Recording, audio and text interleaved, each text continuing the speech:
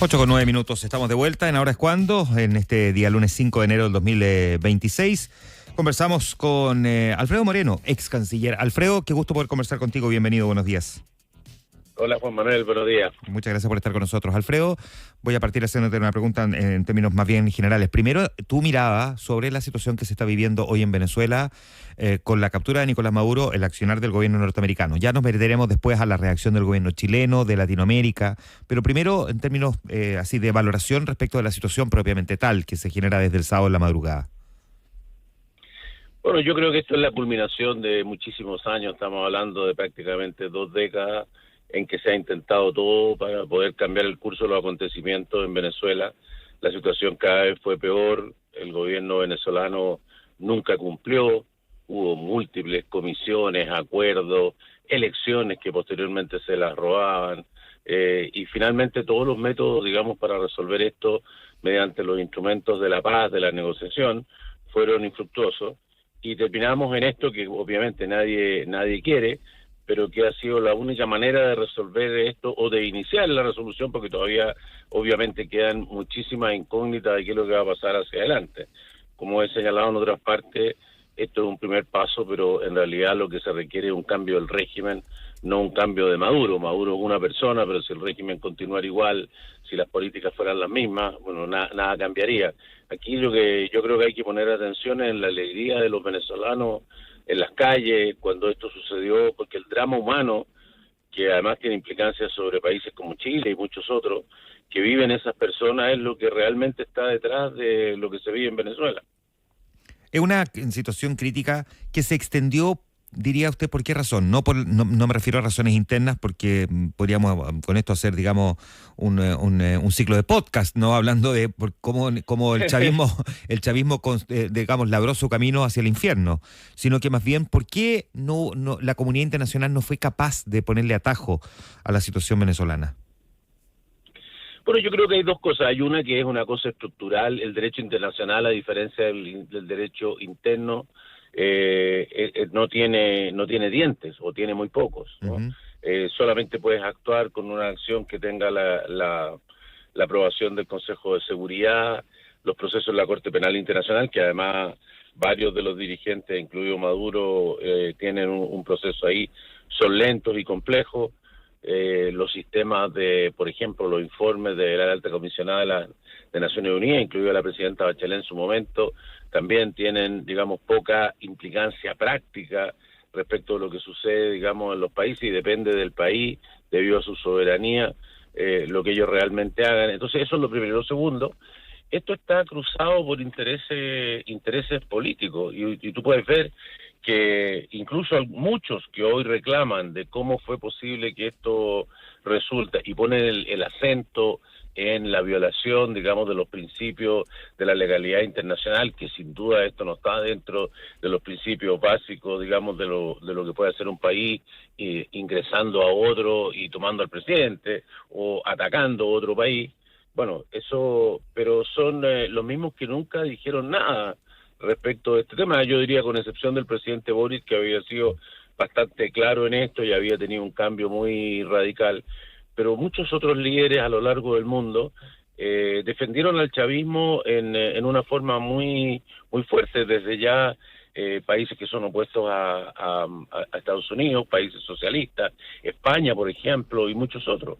Eso en sí mismo se convierte en un gran tema. Déjeme ponerle un paréntesis o ponerle pausa a ese punto para volver, sin embargo, a una frase anterior que usted plantea. Esta ausencia de los dientes necesarios para poder haber resuelto la situación venezolana. Y venezolana, haitiana, somalí, yo más temprano citaba lo que está ocurriendo en muchos otros lugares del mundo en los que definitivamente, digamos, las crisis siguen galopando de forma desbocada sin que la comunidad internacional sea capaz de hacer algo, ¿no? Está muy pasmada. ¿Por qué tenemos esta ausencia de dientes? Se supone que cuando se creó Naciones Unidas en el año 45, yo sé que el objetivo fundamental era evitar una conflagración internacional, ¿no? Una tercera guerra mundial, y no estar preocupada necesariamente solo de conflictos puntuales. La verdad es que lo que llama mucho la atención es que hoy día, con la evolución de la diplomacia, con la mayor cantidad de recursos, de evidentes mayores herramientas, sin embargo, no somos capaces de darle una solución. Yo sé que es muy difícil la pregunta que estoy haciendo, Alfredo, pero al menos se ha sentado la comunidad internacional a discutir que hay que buscar una evolución para poder dotar de esos dientes y de esas herramientas a la comunidad internacional. Bueno, es una discusión que ha estado muy presente y estará muy presente hacia adelante, pero hoy día estamos asistiendo a una caída de toda esa Ujú. estructura, digamos, internacional que tú mencionas, que hay que tener presente que ha tenido fracasos, pero ha tenido muchos éxitos también. Y si ha tenido fracasos, más bien tiene que ver con los países que la integran, ¿no? Muchas de las cosas, por ejemplo, no se pueden hacer porque los países que tienen derecho a veto no coinciden y uno veta al otro y el otro veta al primero. Y sin eso, Naciones Unidas no tiene ninguna posibilidad de poder, digamos, actuar. Esto mismo, por ejemplo, hoy día Estados Unidos podría haber actuado perfectamente dentro de la legalidad internacional si hubiera tenido la aprobación del Consejo de Seguridad, pero ¿qué posibilidad tiene de obtener una aprobación en el Consejo de Seguridad si habría tenido inmediatamente, obviamente, digamos, la oposición de Rusia, de China y eventualmente de algunos otros países, pero que no tienen derecho a veto, pero que son miembros del Consejo hoy día, entre ellos Colombia, por ejemplo, hoy día? Claro, pero Entonces, precisamente, perdón. es muy difícil que eso suceda. Claro, pero precisamente uno tiene un consejo con miradas diversas, por alguna razón, ¿no? Si todos efectivamente estuvieran siempre de acuerdo, no tiene ningún sentido someterlo siquiera a votación. El tema es precisamente que por algo existe el Consejo de Seguridad, más allá de que sabemos cuáles son sistemáticamente las posiciones que tienen Rusia y China, pero hemos visto a Estados Unidos someter a votación del Consejo ciertas cosas y después igual no ha respetado la resolución del Consejo, y eso ya es otro debate, pero ni siquiera aquí en este caso eso ocurrió. Por eso es que al menos queda la idea de que lo que está haciendo el presidente Trump es, ante la ausencia precisamente de esa musculatura para poder enfrentar el problema, lo que ha hecho él es establecer un nuevo orden mundial. Y la pregunta es si esto no puede resultar también un tanto preocupante. Y esto es el mismo caso, es de la misma acción, digamos, de Rusia en Ucrania, es lo mismo que ha Claro. hecho China en diversos lugares. Estamos asistiendo, por eso decía, a un derrumbe de lo que conocemos. Hoy día tenemos al menos dos y potencialmente más de dos potencias que están teniendo una hegemonía muy importante sobre ciertos sectores del mundo. La unipolaridad de Estados Unidos que tuvo por algunos años, hoy Mm. día se ha ido, digamos, modificando con países que compiten. Y si tú escuchas, por ejemplo, ayer a Marco Rubio, que fue mucho más explícito que lo que fue en las declaraciones más sucintas del presidente Trump, y él decía, mire, a mí el petróleo de Venezuela no nos interesa, pero por ningún motivo que el petróleo de Venezuela lo vayan a tomar los chinos, los iraníes o personas y países que están fuera de nuestro hemisferio, de nuestro continente. Esto mismo ha pasado con algunos puertos, por ejemplo, en la costa pacífica de Sudamérica, lo que ha pasado respecto del canal de Panamá y estas empresas chinas que tenían, digamos, puertos en los dos extremos. O sea, esto es una cosa que está dentro de ese contexto en el cual esta arquitectura hoy día en la práctica se está transformando en una bastante diferente que la que hemos conocido en las décadas anteriores. Y esto, entre paréntesis, no ha sido ni un tema que ni siquiera se ha tocado en la campaña presidencial, por ejemplo, chilena, y sin embargo va a ser algo que va a tener una consecuencia enorme sobre un país como Chile, va a tener consecuencias para todo el mundo, pero un país tan abierto como Chile y pequeño y que está en el fin del mundo, Finisterra, bueno, lo que cambie estas materias en el mundo va a tener una implicancia notable. Ahora, claro, y solamente para completar este punto de la conversación, ¿no se abre también aquí la posibilidad de que bajo el mismo argumento norteamericano de la defensa de sus intereses, su interés nacional, en este caso porque dice que Venezuela estaba inundando de cocaína al territorio norteamericano, que eventualmente pueda esgrimir bajo interés nacional Rusia, tomar preso a Zelensky y pretender el control de Ucrania? Pero la argumentación de Rusia en el conflicto con Ucrania es que lo que sucede con Ucrania al estar, digamos, tan cerca de poder ingresar a la OTAN, Claro. es que afecta a la seguridad nacional de Rusia, y ellos consideran que estos alrededores de lo que es Rusia no pueden estar en manos de lo que ellos consideran sus potenciales enemigos, y por lo tanto tienen que tomar medidas para poderse resguardar y ampliar y tener fronteras que van más allá de las fronteras.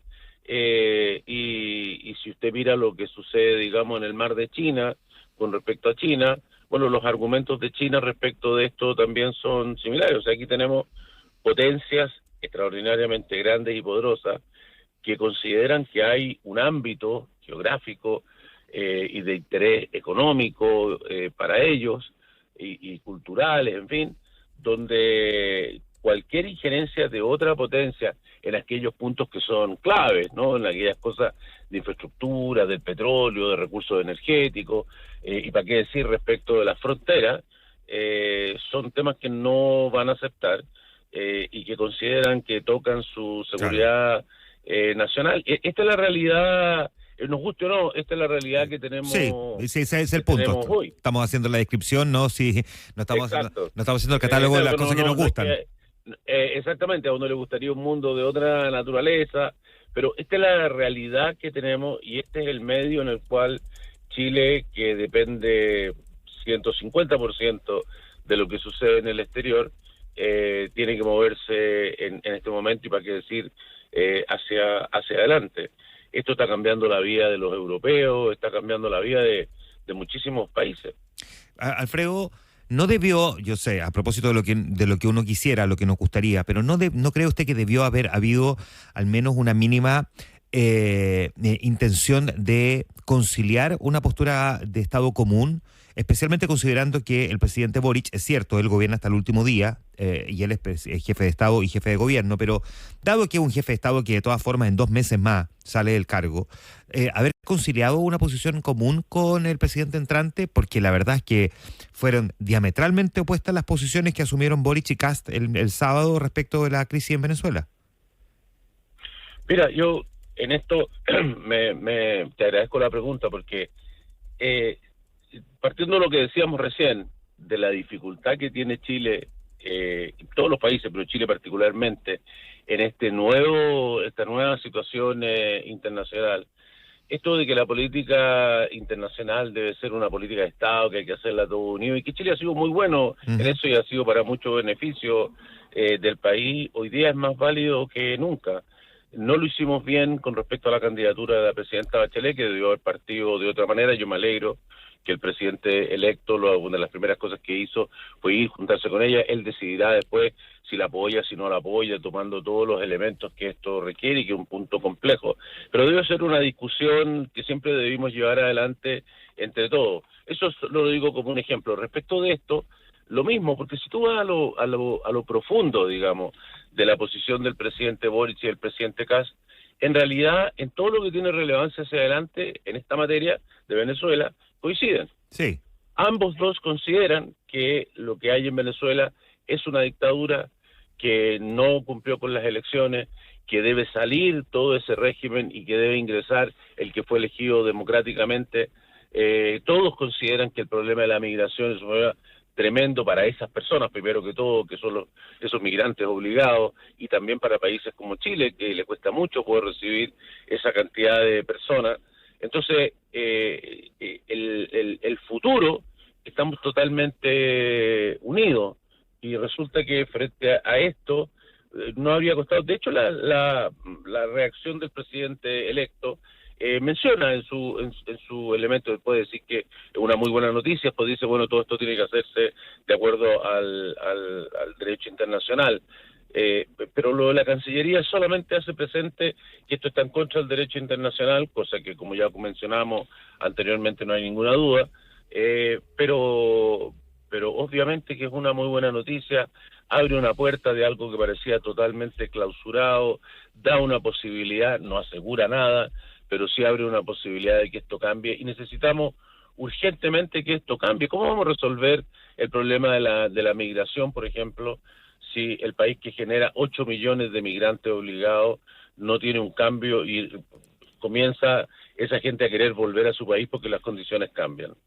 Claro, ahora, por eso es que llama la atención en la declaración de la embajadora de Chile ante Naciones Unidas, Paula Narváez, marcaba ambos puntos, ¿no? El desconocimiento de Nicolás Maduro como gobernante electo y al mismo tiempo una mirada crítica respecto a una intervención norteamericana en suelo venezolano. Y sin embargo, la declaración del sábado de la Cancillería solo hizo énfasis en la intervención estadounidense y no mencionó ni el desconocimiento y por lo tanto la crisis provocada por Nicolás Maduro en su propio territorio, y tampoco hace mención siquiera al hecho de que Venezuela también afectó la soberanía nacional al, digamos, involucrarse activamente en el asesinato de Ronald Ojeda, claro.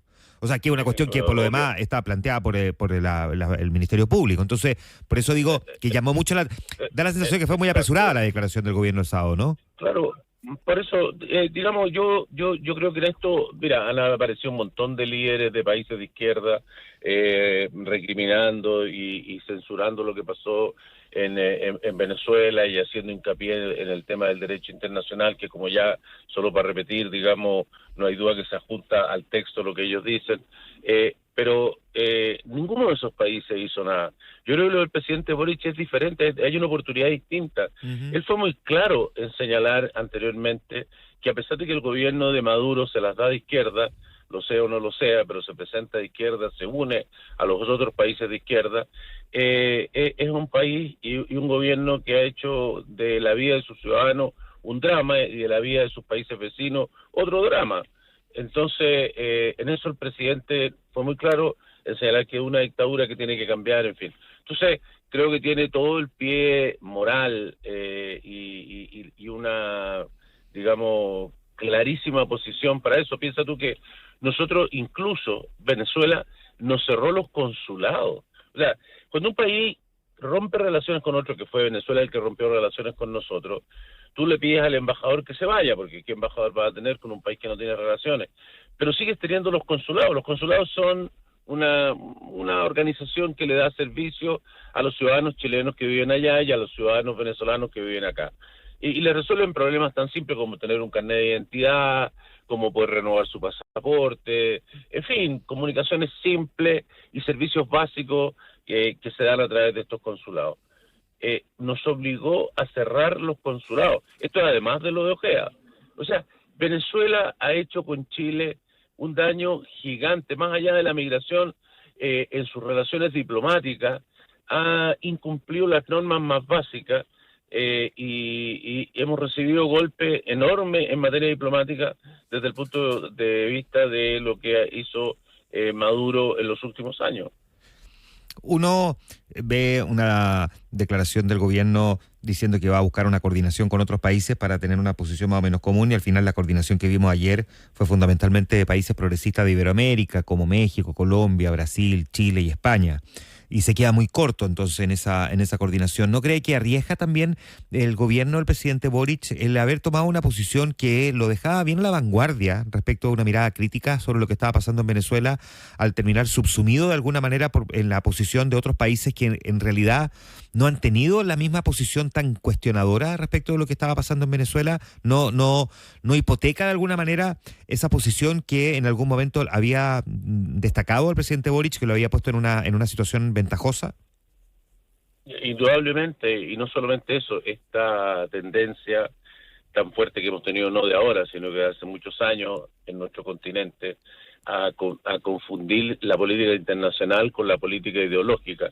O sea, me junto y hago cosas con los países que son cercanos a nosotros. Mire usted lo que pasó, por ejemplo, con UNASUR, lo que ha pasado con todos los organismos.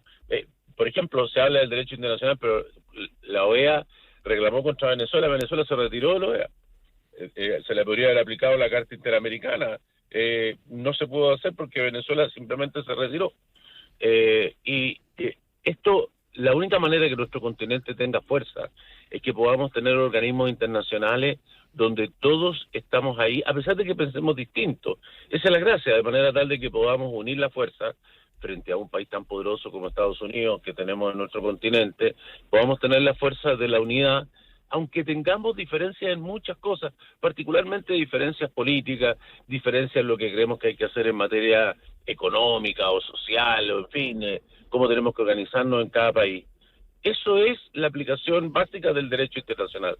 la soberanía de los países para hacer lo que quieran en su país, aplicando por supuesto la democracia, con alternancia, en fin, pero al mismo tiempo podernos unir en aquellas cosas donde tenemos un interés común. Aquí hay un interés común evidente, no solamente, digamos, por la democracia o los derechos humanos en Venezuela, que desde ya es un interés superior que tiene que ver con el ser humano, sino que también respecto de la seguridad nacional de los países, de todos. A todos le llegan los migrantes, a todos le llega el narcotráfico, a todos le llegan estas redes criminales, a todos les afectan las guerrillas que hoy día tienen su sede en Venezuela desde hace ya varios años. Entonces, este costo para todos debemos enfrentarlo entre todos, y no tiene color político, no tiene color político. ¿De qué ideología son a esta altura los chavistas? La ideología de quedarse con la plata, del beneficio personal y tratar de salvar la vida, nada más. Alfredo Moreno, miremos ahora en términos prácticos lo que un país como el nuestro puede hacer o contribuir en medio de una situación que es tan compleja, con un gobierno venezolano que no sabemos realmente hacia dónde va, si está realmente o no tratando de coordinar alguna posición a nivel internacional, si está entendiéndose o no con Estados Unidos, qué es lo que puede llegar a ocurrir con la propia población venezolana que no sabe si arrancar o celebrar. ¿Cómo puede contribuir un país como el nuestro en una situación que es tan difícil?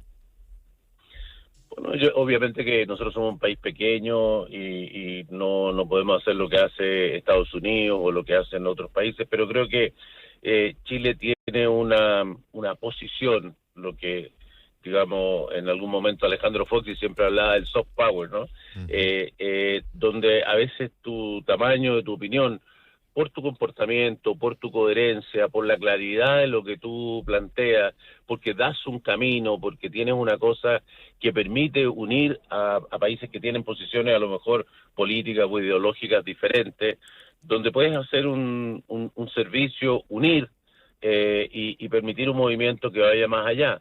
Yo creo que eso es lo que Chile puede aportar. Nosotros no podemos enviar aviones, no podemos, digamos, hacer ataques, no podemos hacer ninguna de esas cosas, pero sí podemos tener una posición clara, unida en primer lugar dentro de Chile, de manera tal que tenga toda la fuerza que eso representa, y al mismo tiempo de dar un camino de cuál puede ser la posición de países como Chile, que siendo pequeños, sufren las consecuencias de lo que pasa en esa locura que se llama Venezuela. En esta posición que estamos asumiendo nosotros, mirado así como un poquitito más de forma amplia, ¿ve usted que otros países puedan sí contribuir a tratar de enrielar el rumbo que pareciera un poco perdido con un presidente Donald Trump que es bastante impredecible y al mismo tiempo con un gobierno en Venezuela digamos, de destino incierto? Bueno, yo creo que evidentemente hay países como Brasil y México, que son países grandes, digamos, los más grandes que hay en nuestro continente, que han sido muy cercanos al régimen de Maduro, que tienen un cierto grado de ascendiente y que creo que podrían hacer mucho más. Pudieron hacer mucho más antes, y si no lo hicieron antes, bueno, ahora lo pueden hacer. Son países que por su tamaño, por su historia, están llamados a liderar el continente. Y esa responsabilidad yo pienso que deben ejercerla. Ellos podrían ser factores positivos de ayuda. Desgraciadamente están en estas situaciones, digamos, de confrontación, algunos, otros de dependencia, pero me parece que en este punto en particular ellos tienen muchos canales con el gobierno chavista, y pueden ser un puente importante. Yo creo que, por ejemplo, también es algo que el gobierno chileno entrante tiene que tener esta relación, por ejemplo, con Lula, independiente que tenemos opiniones diversas, lo que hemos vivido, por ejemplo, entre Chile y Argentina, donde los presidentes, venía un presidente para acá y no se saludaban, o no se visitaban, o se encontraban y no se paraban. Bueno, eso no puede pasar, eso, digamos, da lo mismo que otro país tenga otra opinión política, lo que debemos es buscar el beneficio de la relación con países vecinos. Y como digo, el caso de Brasil es muy importante, el caso de México también. Alfredo Moreno conversando esta mañana con nosotros. Muchas gracias, Alfredo. Muchas gracias por este punto de vista sobre una situación que es tan compleja. Muchísimas gracias. No, gracias a Dios, Juan Manuel. Que esté muy bien. 8:35 minutos.